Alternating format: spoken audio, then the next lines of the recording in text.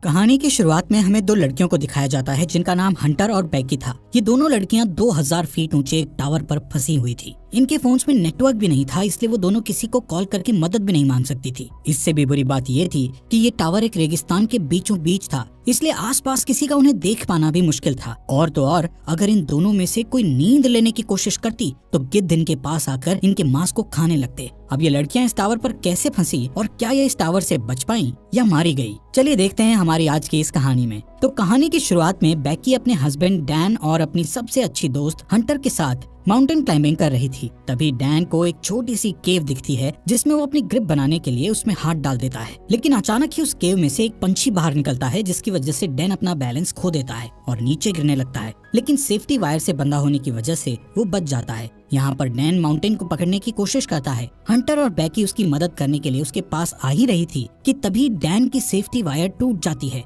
और वो नीचे गिरकर मर जाता है। यहाँ से सीन प्रेजेंट में 1 साल बाद दिखाया जाता है, जहाँ बेकी आज भी उस इंसिडेंट में मरे अपने हस्बैंड को याद करके बहुत दुखी थी। वो काफी ज्यादा ड्रिंक करने लगी थी जिससे वो डिप्रेशन में थी। उसकी इस बात से उसके फादर जेम्स उसको लेकर काफी परेशान थे। वो बेकी को उस इंसिडेंट से मूव ऑन करने को कहते हैं, लेकिन बेकी उनकी कोई बात मानने को तैयार नहीं थी। एक दिन बेकी अपनी लाइफ से परेशान होकर बहुत सारी दवाइयाँ एक साथ खाकर सुसाइड करने की कोशिश करती है कि तभी उसके फोन पर हंटर का कॉल आता है जिससे वो सुसाइड नहीं करती। अगले दिन हंटर उसके घर जाती है। हंटर बेकी को उस इंसिडेंट से बाहर निकालने के लिए उसको कहती है कि उसने B67 टीवी टावर पर क्लाइंब करने का प्लान बनाया है और जिसमें तू भी मेरे साथ क्लाइंबिंग करने चल रही है। अब क्योंकि हंटर जानती थी कि बेकी को एडवेंचर प्लेसेस पर जाना बहुत पसंद था और काफी लंबे समय से उसने कोई एडवेंचर भी नहीं किया था, बेकी जो इस टाइम काफी परेशान थी, इसलिए वो हंटर को क्लाइंबिंग करने से मना कर देती है। लेकिन नेक्स्ट मॉर्निंग जब वो किचन में रखी अपनी मेडिसिन लेने जाती है तो वो थोड़ा सोचते हुए डिसाइड करती है कि वो उसके साथ क्लाइंबिंग करने जाएगी। इसके बाद हंटर और बेकी दोनों उस टावर की ओर निकल जाते हैं।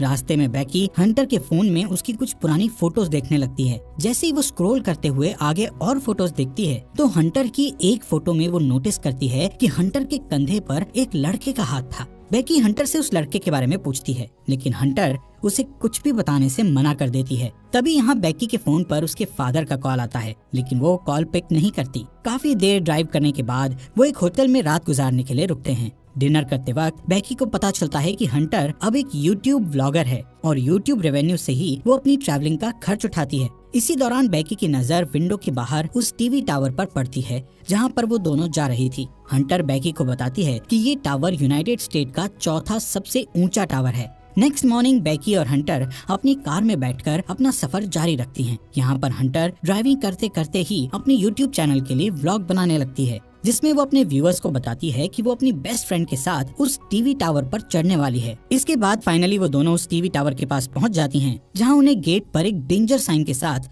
ताला लगा हुआ मिलता है। यहाँ से वो दोनों गाड़ी को छोड़कर पैदल ही आगे जाने लगती हैं। रास्ते में उन्हें कुछ गिद्ध एक मरे हुए जानवर को खाते हुए दिखाई देते हैं। हंटर इस चीज को भी अपने व्लॉग में रिकॉर्ड कर लेती है और उस मरे हुए जानवर की फोटो क्लिक करके अपने इंस्टाग्राम अकाउंट पर पोस्ट कर देती है, जिस पर उसे बहुत जल्द ही काफी लाइक्स मिल गए थे। कुछ देर बाद वो टावर तक पहुंच जाते हैं। यहाँ पर हंटर अपना व्लॉग बनाना बंद कर देती है। वहीं बेकी टावर की ऊंचाई देखकर डरने लगती है और उसे लगता है कि वो ये नहीं कर पाएगी, क्योंकि डैन के साथ हुए इंसिडेंट के बाद उसने कभी इतनी ऊंचाई का सामना नहीं किया था। लेकिन हंटर उसे उसका डर दूर करने के लिए कहती है, जिसके बाद हंटर सेफ्टी रोप को उसकी कमर से बांधकर टावर के ऊपर चढ़ना शुरू कर देती है। ये पूरा टावर काफी पुराना हो चुका था, जिस पर बुरी तरह से जंग लगी हुई थी। इस टावर की सीढ़ियाँ हिल रही थी और नट बोल्ट भी काफी लूज हो चुके थे। यहाँ पर ये दोनों काफी ऊपर तक चढ़ चुकी थी कि तभी बेकी के हाथ से सीढ़ी का एक पुराना हिस्सा टूटकर नीचे गिर जाता है, जिससे बेकी थोड़ा डर जाती है, लेकिन वो हिम्मत करके फिर से उस टावर के ऊपर चढ़ने लगती है। ऐसे ही धीरे धीरे वो आधे टावर तक पहुंच जाती है, यानी 1000 फीट ऊपर, जहां से शहर काफी छोटा दिखाई दे रहा था। ये दोनों यहाँ पर कुछ देर आराम करती हैं और पानी पीने के बाद फिर से क्लाइंबिंग करने लगती हैं। थोड़ी देर बाद वो 1800 फीट ऊपर पहुँच चुकी थी और अब उन्हें सिर्फ 200 फीट ही ऊपर चढ़ना था। बेकी इतना ऊपर चढ़कर काफी डरने लगती है, क्योंकि वहाँ हवा बहुत तेज चल रही थी और सीढ़ियाँ भी काफी पुरानी होने की वजह से हिल रही थी। वो हंटर से कहती है कि अब उन्हें वापस नीचे जाना चाहिए, लेकिन हंटर उससे बोलती है कि अब इतनी ऊपर आकर उन्हें हार नहीं माननी चाहिए। जिसके बाद वो वापस से ऊपर चढ़ने लगती हैं। यहाँ से टावर के ऊपर चढ़ने का रास्ता काफी खतरनाक था। रास्ते में लगी कुछ डिस्क को हंटर ने काफी आसानी से पार कर लिया था और अब वो बेकी को भी उन्हें पार करने में मदद कर रही थी। अब जैसे जैसे वो ऊंचाई पर जा रही थी वैसे वैसे हवा का प्रेशर भी बढ़ता चला जा रहा था, जिससे बेकी और ज्यादा डर रही थी। इसी बीच सीढ़ी के पुराने नट बोल्ट एक एक करके अपने आप निकलने लगते हैं, लेकिन इस बात से अनजान वो दोनों ऊपर चढ़ना जारी रखती हैं और फाइनली वो दोनों टावर के टॉप पर पहुंच जाती हैं,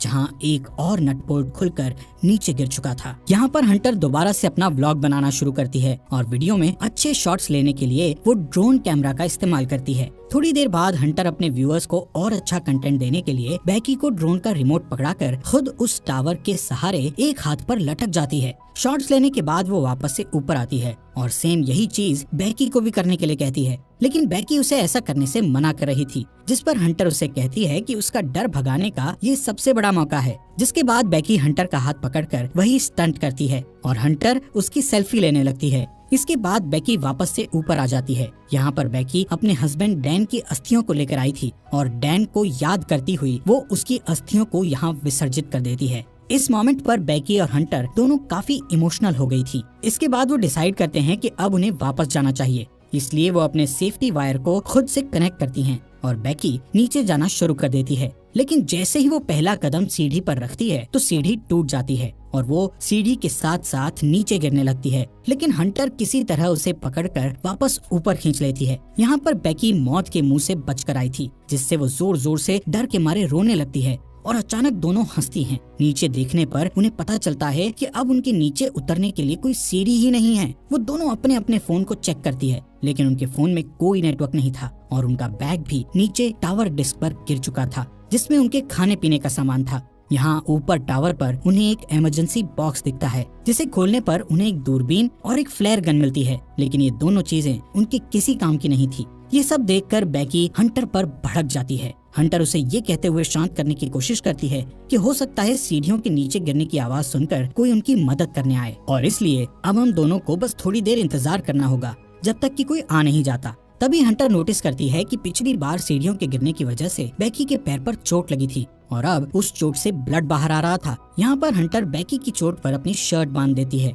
कुछ समय बाद बेकी हंटर से पूछती है कि उसने व्लॉगिंग क्यों शुरू की, जिस पर हंटर गलती से डैन का नाम ले लेती है, जिससे बेकी के मन में हंटर के प्रति शक बैठ जाता है। कुछ देर बाद हंटर अपना फोन चेक करती है, जहां उसने कुछ देर पहले अपनी सोशल साइट पर एक मरे हुए जानवर की फोटो अपलोड की थी, जिससे उन्हें एक आइडिया आता है कि वो अपने फोन पर एक हेल्प मैसेज टाइप करेंगे और उस फोन को रस्सी से बांधकर नीचे लटका देंगे, ये सोचकर कि शायद नीचे जाने पर फोन में सिग्नल आ जाए और उनकी पोस्ट अपलोड हो जाए। हालांकि उनकी ये कोशिश नाकामयाब हो जाती है। इसके बाद उन्हें लगता है कि जरूर जमीन पर तो नेटवर्क होगा ही, इसीलिए वो उस फोन को अपने जूते में डालकर उसके चारों ओर अपनी जुराबें फंसाकर जूते को नीचे गिरा देती हैं। यहाँ टावर पर अचानक बेकी का ध्यान हंटर के दूसरे पैर पर जाता है, जहाँ 143 का टैटू बना हुआ था, जिसे देखकर उसे याद आता है कि उसका हस्बैंड डैन हमेशा उसे आई लव यू कहने के लिए 143 कोड का इस्तेमाल करता था। लेकिन बेकी इस चीज को भी इग्नोर करके इस टावर से नीचे उतरने के लिए कोई और आइडिया सोचने लगती है।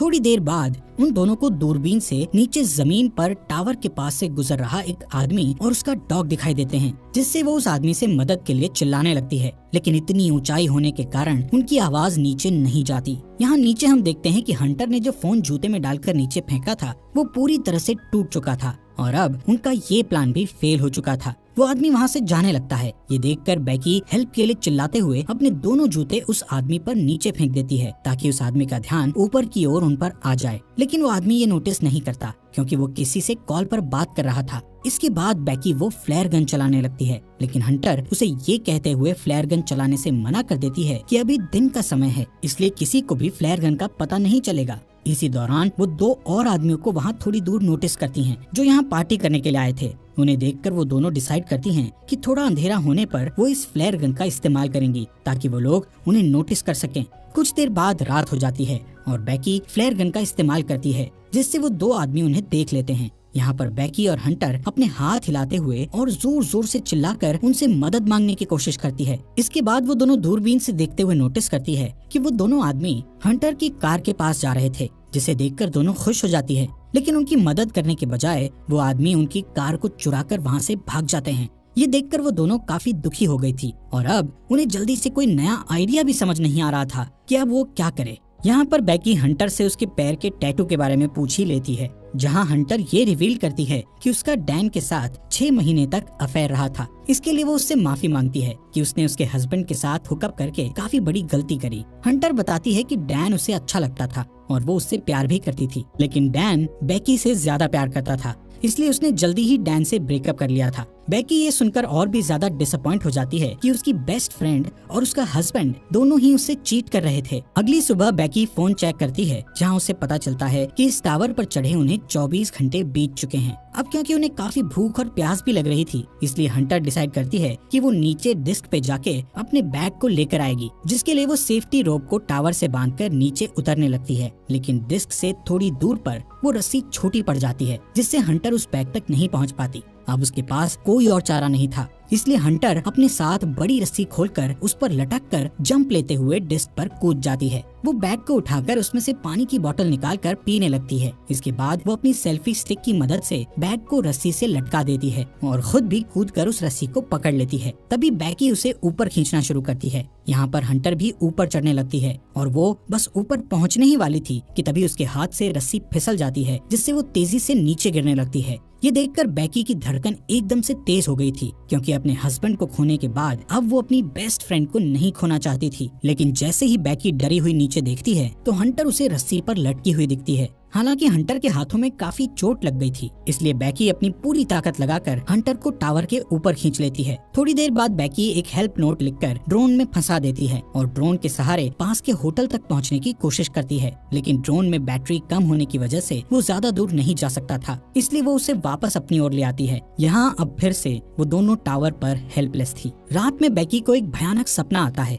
जिसमें वो देखती है हंटर की उस टावर पर ही मौत हो गई और गिद्ध हंटर के शरीर को खा रहे हैं। इससे वो डरी हुई उठती है और तब उसे पता चलता है कि ये बस एक बुरा सपना था। नेक्स्ट मॉर्निंग बेकी के दिमाग में एक आइडिया आता है कि वो टावर के ऊपर लगी लाइट से ड्रोन को चार्ज कर सकती है। इसके बाद वो टावर के पोल पर चढ़कर जैसे ही ड्रोन चार्जर को प्लग में लगाती है तो वो देखती है कि वो प्लग काफी लूज था, इसलिए बेकी को ऊपर लटके हुए ही उस चार्जर को पकड़े रखना पड़ता है जब तक कि ड्रोन की बैटरी फुल चार्ज नहीं हो जाती। काफी टाइम से उस पोल को पकड़े रहने की वजह से बेकी के हाथ धीरे धीरे करके सुन्न पड़ने लगे थे और इससे भी बुरी बात ये थी कि अब यहाँ पर काफी सारे गिद्ध आकर उस पर अटैक भी कर रहे थे, जिससे बेकी के हाथों से बैग नीचे गिर जाता है। थोड़ी देर बाद वो ड्रोन की बैटरी फुल चार्ज हो जाती है, जिससे बेकी नीचे आ जाती है। इसके बाद वो ड्रोन को होटल तक पहुंचाने की कोशिश करती है, लेकिन जब वो ड्रोन होटल तक पहुंचने ही वाला था तो उसकी टक्कर एक ट्रक से हो जाती है, जिससे वो बिल्कुल टूट गया था और उनको ड्रोन कैमरा से भी कुछ दिखाई नहीं दे रहा था। ये देखकर वो दोनों और भी ज्यादा डर गई थी, क्योंकि अब उनके पास बचने का कोई भी ऑप्शन नहीं था। वो थकी हारी उस टावर पर हार मानकर बैठ जाती है। शाम के समय वहाँ तूफान बनने लगे थे, जिससे उनका जिंदा रहना और भी मुश्किल हो गया था। यहाँ पर बेकी को बहुत तेज नींद भी आ रही थी, इसलिए वो वहीं सोने लगती है, लेकिन हंटर उसको सोने से मना करती है, क्योंकि उनके सोते ही गिद्ध फिर से उन पर हमला करने लगते। बेकी हंटर से उसका दूसरा जूता भी मांगती है, ताकि इस बार वो उसमें अपना फोन डालकर नीचे फेंक सके। हंटर उससे कहती है कि मेरा जूता तो नीचे डिस्क पर ही गिरा हुआ है। यहाँ से कहानी में एक बड़ा ट्विस्ट आता है और हमें पता चलता है कि जब हंटर नीचे डिस्क पर कूदी थी तो उसी टाइम डिस्क पर गिरने से उसकी मौत हो गई थी और उसके बाद से बेकी अकेले ही सरवाइव कर रही थी। बेकी को हेलुसिनेशन होने लगे थे, जिसमें वो हंटर की प्रेजेंस को इमेजिन कर रही थी। रात में बेकी तूफान में सरवाइव करने के बाद अपने फादर के लिए एक वीडियो मैसेज रिकॉर्ड करती है, जिसमें वो बताती है कि वो वापस घर आना चाहती है। वहीं दूसरी ओर उसके फादर जेम्स भी उसको लेकर बहुत परेशान थे। अगले दिन जब बेकी इस टावर पर सोई हुई थी तब एक गिद्ध आकर बेकी की चोट पर से उसका मांस खाने लगता है, लेकिन अब क्योंकि बेकी को काफी भूख लग रही थी इसलिए वो उस गिद्ध को जोर से पकड़कर टावर के मेटल से उसे जान से मारकर खाने लगती है, जिससे उसमें थोड़ी जान आती है और वो रस्सी के सहारे नीचे डिस्क पर उतरती है, जहां हंटर की डेड बॉडी पड़ी थी। इसके बाद वो अपने डैड जेम्स को मैसेज करती है कि वो इस टावर पर फंसी हुई है और अपने फोन को हंटर के जूते में डाल देती है, लेकिन इस बार वो उस जूते को हंटर की डेड बॉडी में घुसाकर उसकी डेड बॉडी को नीचे फेंक देती है। इसके बाद रात में उसके फादर जेम्स को बेकी का मैसेज मिलता है और वो जल्दी से पुलिस को कॉल करके वहाँ टावर तक पहुँचता है। अब जैसे ही वो उस टावर तक पहुँचता है तो देखता है कि पुलिस एक डेड बॉडी को कवर कर रही थी। ये देखकर उसे लगता है कि ये उसकी बेटी बेकी की डेड बॉडी है जो जिंदा नहीं बच पाई। तभी उसे अपनी बेटी पुलिस की कार के पास दिखाई देती है, जिसके बाद वो दोनों एक दूसरे को गले लगाते हैं और इसी के साथ ये अमेजिंग मूवी यहीं पर खत्म हो जाती है। दोस्तों, हमारे फॉक्स एक्सप्लेनर हिंदी चैनल को सब्सक्राइब करना मत भूलना।